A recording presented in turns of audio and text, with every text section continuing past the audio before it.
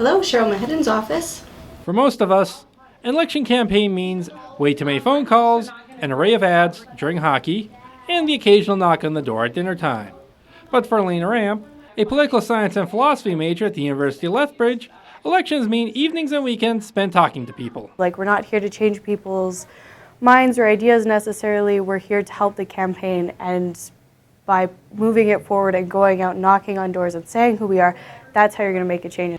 Working for Cheryl Mahedon's NDP campaign, Ramp is what's known in campaign circles as a foot canvasser. Her job is to knock on complete strangers' doors and ask them how they are going to vote. It's one of the hardest jobs volunteers do. Ramp says that sometimes she goes to houses that aren't exactly excited to see volunteers from the campaign. Hi.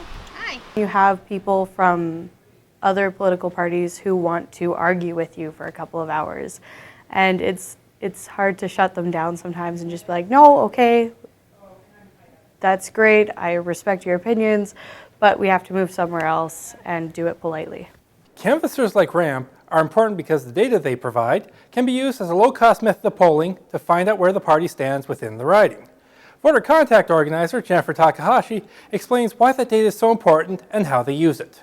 Our volunteers are the ones who figure out who's voting for us, and then on election day we turn around and send those volunteers back out to make sure everybody gets out and votes. Ramp's journey to become a canvasser began back in the spring when she started volunteering for Shannon Phillips in the Lethbridge West riding during the provincial election, all the while pursuing her studies at the U of L.